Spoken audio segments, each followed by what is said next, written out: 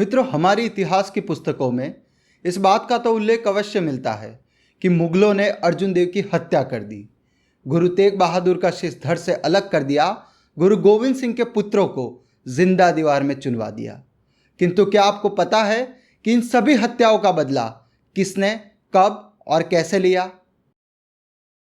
नमस्कार, मेरा नाम अभिषेक है और मैं आज आपको बताऊंगा एक ऐसा इतिहास जिसे जानबूझकर हमारी पुस्तकों से गायब कर दिया गया। ऐसा इसलिए क्योंकि वामपंथी, इस्लामपंथी और मैकालेपंथी ऐसे इतिहासकार कभी चाहते ही नहीं कि सनातन समाज अपने चमकते हुए ऐसे नक्षत्रों को जाने कि जिनके जीवन चरित्र इस राष्ट्र के सोए हुए स्वाभिमान को जगाने का सामर्थ्य रखते हैं। इन इतिहासकारों का हमेशा से ही उद्देश्य रहा कि सनातनियों को इतना कमज़ोर और लाचार बताओ कि वे कभी हीन भावना से ऊपर ही ना उठे। यही कारण है कि मुगल जिनके नाम से त्राहिमाम हो उठते थे, ऐसे बंदा सिंह बहादुर को हमारा समाज आज जानता ही नहीं। इस इतिहास का वर्णन शुरू करूं उससे पहले मेरी एक छोटी सी विनती है कि इस वीडियो को अंत तक देखिएगा और यदि आपने हमारा चैनल सब्सक्राइब नहीं किया है तो कृपया कीजिएगा, क्योंकि बहुत मेहनत से ये जानकारी जुटाई है। और बेल आइकन दबाना मत भूलिएगा, अन्यथा हमारे वीडियोस के नोटिफिकेशंस आपको नहीं मिलेंगे। तो जिस समय पंजाब में गुरु परंपरा का आविर्भाव हुआ उस समय मुगलों की क्रूरता अपने चरम पर थी। मई 1606 को जहांगीर ने सिखों के 5वें गुरु अर्जुन देव की हत्या करवा दी। यह गुरु परंपरा का पहला बलिदान था जिसके बाद न केवल पंजाब अपितु संपूर्ण भारतवर्ष के सनातनियों ने मुगल सत्ता के विरुद्ध हथियार उठा लिए। 11 नवंबर 1675 को चांदनी चौक के चबूतरे पर सिखों के 9वें गुरु तेग बहादुर को औरंगजेब के कहने पर बंदी बनाकर इस्लाम कबूलने को कहा गया। किंतु जब गुरुजी ने इनकार कर दिया तो एक ही झटके में उनका शीश धड़ से अलग कर दिया गया।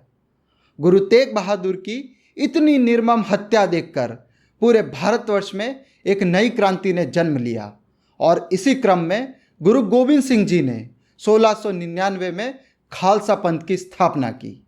इसी बीच जब मुगल सेना गुरु गोविंद सिंह को नहीं पकड़ पाई तो उनके 2 पुत्रों जोरावर सिंह एवं फतेह सिंह को बंदी बनाकर उनके सामने भी इस्लाम कबूलने की शर्त रखी गई। और जब दोनों साहिबजादों ने इस्लाम कबूलने से इनकार कर दिया तो नवाब वजीर खान ने उन 2 मासूमों को जीवित ही दीवार में चुनवा दिया। अपने 2 सपूतों के बलिदान के पश्चात गुरु गोविंद सिंह की स्थिति वैसी ही हो गई थी जैसे अभिमन्यु को गंवाने के पश्चात अर्जुन की हो गई थी। जिस प्रकार महाभारत में अर्जुन ने यह संकल्प ले लिया था कि कल सूर्यास्त से पहले ही जयद्रथ का वध कर दूंगा, वैसा ही एक संकल्प गुरु गोविंद सिंह मुगल सत्ता के लिए ले चुके थे। यह वह समय था जब उत्तर भारत हो या दक्षिण भारत, दोनों ही छोर पर हिंदुत्व की तीक्ष्ण ध्वनि गूंज रही थी। उत्तर भारत का नेतृत्व पंजाब से गुरु गोविंद सिंह कर रहे थे और दक्षिण में थे छत्रपति शिवाजी महाराज। दोनों ही नेता हिंदुत्व के मोतियों को तराश कर अपनी अपनी सेनाएं सशक्त करने में लगे हुए थे। अपनी इसी खोज के दौरान गुरु गोविंद सिंह दक्षिण में गोदावरी नदी के तट पर स्थित एक आश्रम में जा पहुंचे। वे यहाँ माधोदास नामक एक साधु से मिलने आए थे। आगे दोनों के बीच क्या बात हुई यह जानने से पहले आपको माधोदास के विषय में बता दूं कि माधोदास के बचपन का नाम लक्ष्मण देव था। माँ भारती के इस पुजारी का जन्म 27 अक्टूबर 1670 में पुंछ की पहाड़ी रियासत के राजौरी गांव में एक राजपूत परिवार में हुआ था। बाल्यकाल से ही लक्ष्मण देव घुड़सवारी एवं तीरंदाजी में अव्वल थे और जब वे यौवन की दहलीज पर चढ़े तो प्रभु श्री रामचंद्र जी की ही भांति अपने अचूक निशाने के लिए प्रसिद्ध हो चुके थे। एक बार यूं ही शिकार करते समय उनके एक बाण ने एक गर्भिणी हिरणी के पेट को चीर दिया। तुरंत ही हिरणी के पेट से कुछ बच्चे निकले और हिरणी एवं उनके बच्चों ने तड़पते हुए वहीं प्राण त्याग दिए। लक्ष्मण देव पर इस कारुणिक दृश्य का बहुत गहरा प्रभाव पड़ा और उनके संवेदनशील हृदय को लगा कि उनसे एक बहुत बड़ा पाप हो गया है। हिरणी के बच्चों की वेदना से वे करा उठे और उसी क्षण वैराग्य लेने का निश्चय कर लिया। वैराग्य अपनाने के साथ ही लक्ष्मण देव माधोदास बन गए और वे इस संसार के तमाम सुख भोगों को लात मारकर सत्संग की खोज में तीर्थों का पर्यटन करने लगे। साथ ही घोर तप की इच्छा से पंचवटी के वन में डेरा लगाया और कुछ वर्षों बाद यहाँ से आगे चलकर गोदावरी नदी के तट पर नांदेड़ नगर के समीप एक स्थान पर अपना आसन जमा लिया। धीरे धीरे माधोदास की योग्यता की चर्चा जन समुदाय में फैलने लगी। लोगों के समूह उनके पास आने लगे और अपना गुरु स्वीकार करने लगे। तब माधोदास का पद दक्षिण में खूब बढ़ गया और लोगों को यह विश्वास हो गया कि साधु के अंदर असाधारण ईश्वरीय शक्ति है। इस बीच जब गुरु गोविंद सिंह के कानों तक भी माधोदास का नाम पहुंचा तो गुरुवर तत्काल ही साक्षात कृष्ण के रूप में माधोदास के आश्रम पहुंचे। जी हाँ, वही कृष्ण जिन्होंने युद्ध से विमुख अर्जुन को कुरुक्षेत्र के रण में गीता का संदेश सुनाया था। गुरु गोविंद सिंह ने महाभारत की उसी परंपरा को पुनर्जीवित किया और माधोदास के पास जाकर बोले, हे माधोदास, आज संपूर्ण भारतवर्ष इस समय कुरुक्षेत्र का रण बन चुका है। इस समय देश में मुगलों द्वारा बड़े बड़े नरसंहार किए जा रहे हैं। लोगों का धर्मांतरण हो रहा है। चोटी जनेऊ का अपूर्व संकट उत्पन्न हो चुका है। सर्वत्र ही महामारी है और ऐसे समय आप कैसे गोदावरी नदी के तट पर यूं शांत बैठे हुए हो? हे माधोदास, जब देश धर्म की रक्षा के लिए वीरों की आवश्यकता हो तब कोई आप जैसा योद्धा रथ के पृष्ठभाग में बैठ जाए तो समझो कि माँ भारती के लिए बहुत ही लज्जाजनक स्थिति उत्पन्न हो चुकी है।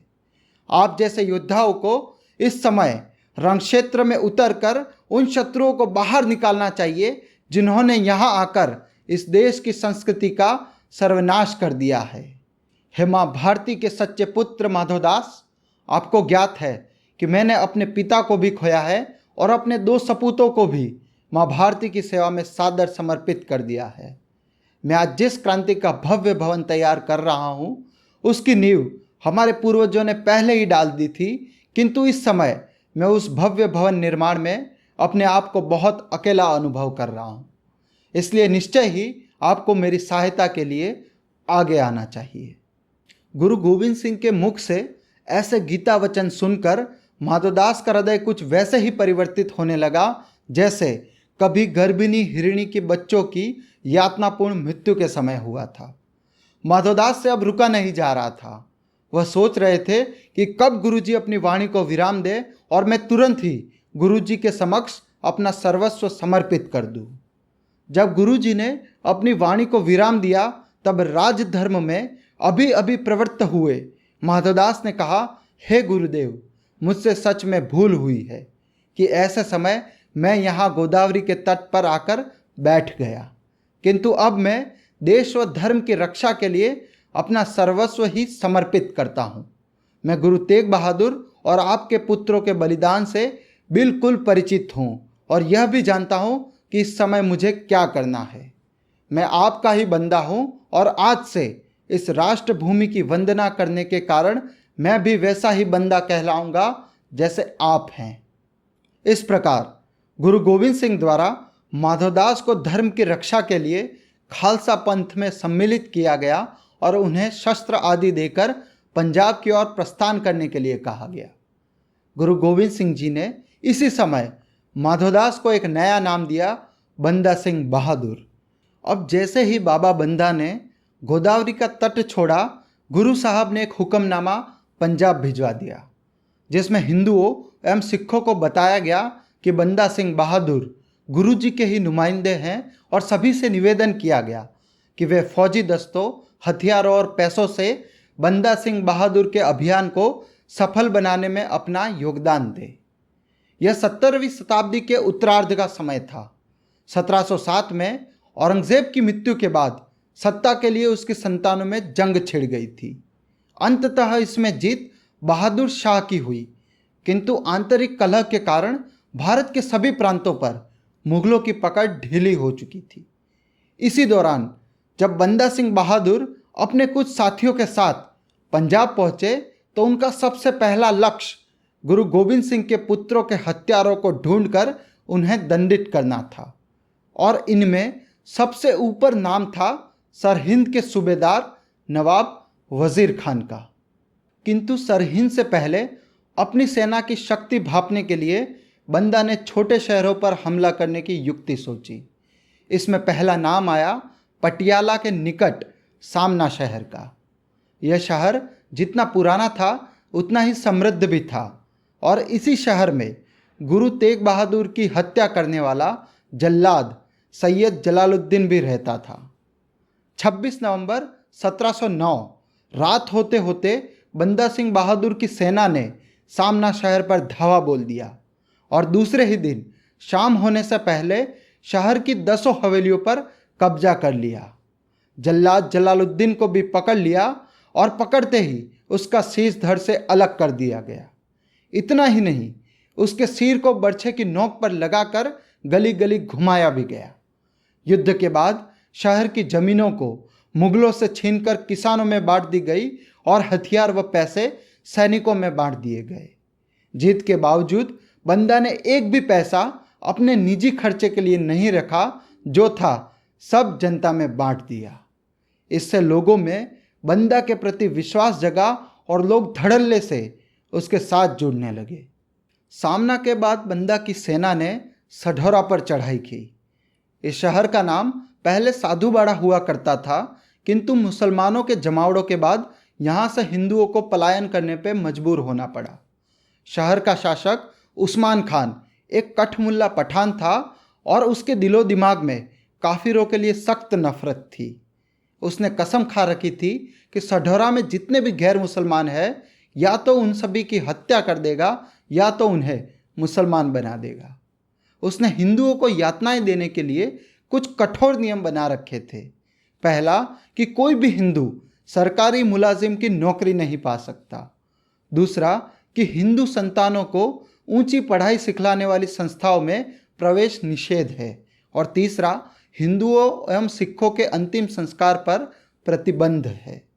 कुल मिलाकर उसका यही उद्देश्य था कि हिंदू यह आभास करने लगे कि उनका अब हिंदू बने रहना असंभव है, और बेहतरी इसी में है कि वे अपने परिवारों के साथ इस्लाम कबूल कर लें। सढौरा में बंदा के सैनिक टिड्डी दल की भांति किले में घुसे, और घुसते ही सबसे पहले उस्मान खान को मार गिराया। और यह देखकर उसकी सेना ने तुरंत ही अपने हथियार डाल दिए। किला फतेह करने के बाद बंदा की टोलियां शहर की हवेलियों की ओर बढ़ी, और 2-3 बड़ी दरगाहों को छोड़कर शहर की सभी इमारतों एवं हवेलियों को मिट्टी में मिला दिया गया। यहाँ भी जीत के साथ बंदा सिंह बहादुर ने अपने मुखिया को आदेश दिए कि आज से यहाँ भी जमींदारी प्रथा का अंत हो, और सभी जमीन किसानों में बांट दी जाए। शहर से जो दौलत मिली है उसे सिपाहियों में बांट दिया जाए। सढौरा की जीत के बाद अब बारी सरहिंद और वहाँ के नवाब वजीर खान की थी। उन दिनों सरहिंद एक बड़ा और प्रसिद्ध शहर माना जाता था। सल्तनत के ही दिनों सरहिंद में मशहूर पीरों के मकबरे और दरगाह बनाए गए। शहर में तब कोई 360 मस्जिदें थी।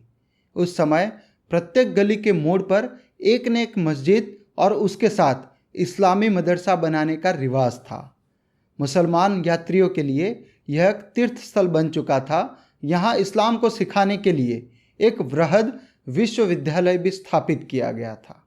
बंदा सिंह अब सरहिंद पर चढ़ाई करने वाला है, इस खबर को पाते ही वजीर खान ने एक चाल चली। उसने सूबे में ढिंढोरा पिटवा दिया कि इस्लाम अब खतरे में है। शहर के मुल्ला मौलवियों से फतवे जारी करवा दिए कि मुसलमान का फर्ज बनता है कि वह इन गलीज काफिरों के खिलाफ जिहाद की मजहबी जंग में कंधे से कंधा मिलाकर कुरान शरीफ के इस्लाम की हिफाजत करे।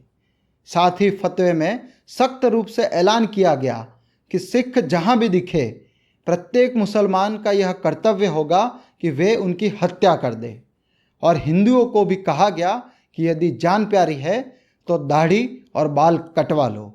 वजीर खान ने 1500 घुड़सवार, 1000 बंदूकों के साथ 9000 के लगभग पैदल सिपाही और 200 हाथियों की सेना के साथ स्वयं को सरहिंद के किले में सुरक्षित कर लिया था। इस समय बंदा सिंह की सेना में मात्र 8000 ही सैनिक थे और यदि किले को घेरना है तो 20,000 से अधिक सैनिकों की आवश्यकता थी।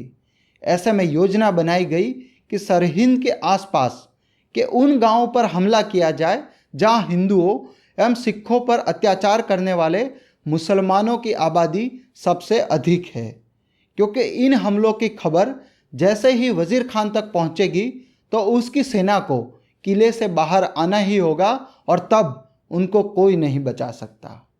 बंदा की फौजों ने सरहिंद के आसपास के 12-13 गांवों में बड़ी बेरहमी से हमला किया। पापी मुसलमान अपनी जान बचाकर वजीर खान के पास दौड़ने लगे और आखिरकार परेशान होकर ही सही वजीर खान को किले से बाहर निकलना ही पड़ा। वजीर खान को इस बात का घमंड था कि उसके सिपाही संख्या बल में अधिक हैं और उसके पास अत्याधुनिक शस्त्र भी हैं। उसने युद्ध के लिए सरहिंद के पूर्व की ओर लगभग 10 कोस दूर छप्पर चिरी का स्थान चुना। आखिरकार मई 1710 की एक रोज जो बोले सो निहाल के हृदय कंपने वाली ध्वनि के साथ बंदा की फौजें वजीर खान की सेना पर टूट पड़ी। बंदा ने युद्ध क्षेत्र में आते ही शत्रु दल पर भयंकर बाण वर्षा आरंभ कर दी। उसकी वीरता का ही प्रताप था कि उसकी बाण वर्षा के सामने तोपों की अग्नि भी धीमी पड़ने लगी। वह तीरों की वर्षा करता हुआ लगातार आगे बढ़ता जा रहा था। उसकी तलवार शत्रुओं को गाजर मूली की भांति काट रही थी। बंदा सिंह बहादुर की इस भयंकर युद्ध शैली को देखकर मुगल सैनिकों में हाहाकार मच गया। वजीर खान बंदा के भय से भाग ही रहा था कि भागते भागते सरदार फतेह सिंह की गिरफ्त में जा पहुंचा। फतेह सिंह ने वजीर खान पर पहला वार किया। उसमें वजीर खान तो नहीं किंतु उसका घोड़ा क्षतिग्रस्त हो गया। घायल घोड़े के कारण वजीर खान औंधे मुंह नीचे गिरा और दूसरे वार में उसके कंधे पर गहरा घाव हो गया। अपनी तलवार के तीसरे वार में फतेह सिंह ने वजीर खान का शीश धड़ से अलग कर दिया। इसके साथ ही सरदार वीर सिंह ने वजीर खान के सिर को अपने भाले की नोक से ऊपर उठा लिया। मुगल सेना यह दृश्य देखकर कांप उठी और पीछे मुड़कर भागने लगी। बंदा की सेना ने अंत तक उनका पीछा किया और बड़ी शान से एक एक को चुन चुन कर काटा। 2 ही दिनों के भीतर बंदा की सेना ने सरहिंद के किले पर भी धावा बोलकर किला फतेह कर लिया। चूंकि बंदा के सैनिकों पर गुरु गोविंद सिंह के पुत्रों की हत्या का बदला लेने का भूत सवार था, इसलिए उन्होंने मुगल सेना का कत्लेआम करने में कोई कसर बाकी नहीं रखी। यहाँ तक कि मस्जिदों, मकबरों और हवेलियों तक को नहीं छोड़ा। अंततः छप्पर चिरी की लड़ाई में मुगलों की बहुत बड़ी हार हुई। इस जीत के बाद बाबा बंदा ने पहले खालसा साम्राज्य की स्थापना की और गुरु नानक एवं गुरु गोविंद सिंह के नाम से सिक्के भी निकलवाए।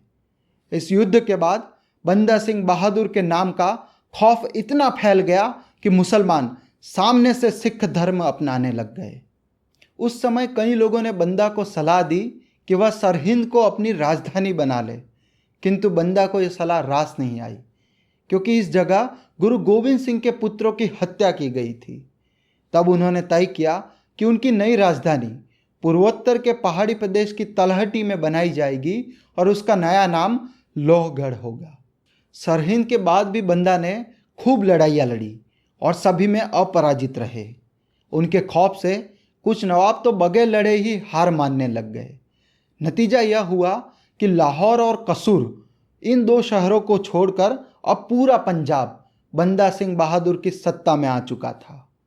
कई इतिहासकार कहते हैं कि इस समय बंदा की सेना का हौसला इतना बुलंद था कि यदि उन्होंने लाहौर, दिल्ली और कसूर पर भी चढ़ाई कर दी होती तो निश्चय ही उनकी जीत होती और भारतीय इतिहास का मूल ढांचा बदल ही गया होता। खैर, औरंगजेब के बाद जब बहादुर शाह ने सत्ता संभाली तो शुरुआत से ही उसने बंदा को इस्लाम के दुश्मन के तौर पर देखा। उसने भी इस्लाम खतरे में कहकर भारी तादाद में गाजियों को अपनी सेना में भर्ती किया।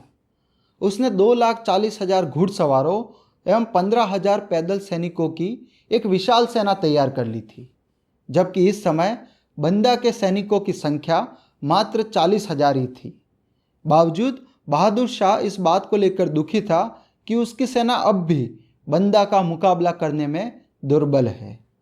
उसने बंदा को कैद करने के अनेकों प्रयत्न किए, किंतु जब सभी विफल हो गए तो मौत के भय से उसने बंदा को एक संधि पत्र भी लिखा, किंतु इस संधि पत्र का कोई परिणाम निकलता उसके पहले ही वह बीमार हो गया और 1712 में मृत्यु को प्राप्त हो गया। मित्रों, बंदा सिंह बहादुर के साथ समस्या यह थी कि वह स्वयं कभी राजा नहीं बनना चाहते थे। इसके लिए वे स्वयं तो एक संरक्षक के रूप में काम करते और निरंतर दूसरों को राज करने के लिए प्रेरित करते रहते। यद्यपि वे स्वयं ही चंद्रगुप्त और चाणक्य थे, किंतु उनसे भूल यह हो रही थी कि वे किसी दूसरे को चंद्रगुप्त बना देना चाहते थे। किसी भी बड़ी जीत के बाद बाबा बंदा किसी अन्य को सत्ता सौंपकर पहाड़ों पर चले जाते। उनकी गैर मौजूदगी में मुगल सेना फिर से हावी हो जाती और जब तक वे वापस नहीं आते मुगल ही प्रभावी रहते। 1713 में जब फर्रुखसियार दिल्ली के मुगल सिंहासन पर बैठा तो उसने बंदा के खात्मे को अपने जीवन का पहला लक्ष्य बनाया और इसके लिए वह कुछ भी कर गुजरने को तैयार था। फर्रुखसियार समझ चुका था कि युद्ध के रण में बंदा का मुकाबला नहीं किया जा सकता, इसलिए अब उसने कुटिल चालों का आश्रय लेना प्रारंभ कर दिया। उसने गुरु गोविंद सिंह की दोनों पत्नियों माता सुंदरी और साहब कौर को बहलाना फुसलाना शुरू किया। फर्रुखसियार ने गुरु पत्नियों से कहा कि हमारा वंश तो गुरु का ही सेवक है और हम तो सिखों को जागीर देने के लिए तैयार हैं, किंतु जब तक यह बंदा हथियार नहीं डाल देता यह संभव नहीं हो पाएगा। इसके बाद गुरु पत्नियों ने बंदा को एक पत्र लिखा जिसमें बादशाह की जागीर स्वीकार करने एवं हथियार डाल देने के लिए कहा गया। इस पर बंदा अत्यंत ही क्रोधित हो उठे और आवेशपूर्ण शब्दों में उत्तर दिया कि न मैं किसी की जागीर लेना चाहता हूँ और ना ही किसी का उपकार मानता हूँ। आप भले ही बादशाह स्वीकार कर ले, किंतु जब तक मेरे हृदय में गुरु पुत्रों की स्मृति शेष है मैं अपने निश्चय को कभी निर्बल नहीं होने दूंगा। इसके बाद गुरु पत्नियों ने बंदा का विरोध करना शुरू कर दिया और ऐलान कर दिया कि जो भी गुरु गोविंद सिंह का सिख है वह बंदा का साथ छोड़ दे। इसके बाद हर क्षेत्र पर बंदा सिंह बहादुर का विरोध होने लग गया। जो उनके अपने थे वही लोग उनका अपमान करने लग गए। बंदा सिंह अब अकेले हो गए और उनके पास सेना के नाम पर भी गिने चुने लोग ही रह गए। ऐसे अवसर का लाभ उठाकर फर्रुखसियार ने बंदा पर हमला करने का निश्चय किया। इस बार उसने लाहौर के नवाब असलम खान की सेना को आगे किया, जिसे खालसा दल के मीर सिंह का भी साथ मिला हुआ था। जब बंदा ने देखा कि उनके अपने ही सिख भाई उनके विरुद्ध युद्ध करने के लिए मुगलों का साथ दे रहे हैं तो उनका हृदय पसीज गया। अपने ही लोगों पर तलवार चलाने से बंदा ने इनकार कर दिया और वे युद्ध क्षेत्र से गुरदासपुर लौट गए। इसके बाद फर्रुखसियार ने बंदा को गुरदासपुर में घेरने के लिए अब्दुल समद के नेतृत्व में 30,000 अतिरिक्त सैनिकों को भेजा। मुगल सेना ने वहां पहुंचते ही शहर को चारों ओर से घेर लिया और अन्न आदि की आपूर्ति रोक दी। इसके कारण कुछ ही दिनों में भूख के मारे बंदा के सैनिकों में असंतोष फैलने लगा। कहा जाता है कि जब सैनिकों से रहा नहीं गया तो वे अपने ही घोड़ों को मारकर उनके कच्चे मांस से भूख मिटाने लग गए। यह संघर्ष 8 माह तक चला। अंततः बगैर भोजन और पानी के बंदा का शरीर कंकाल बन चुका था। उनके हाथों में तलवार उठाने की भी शक्ति नहीं बची थी।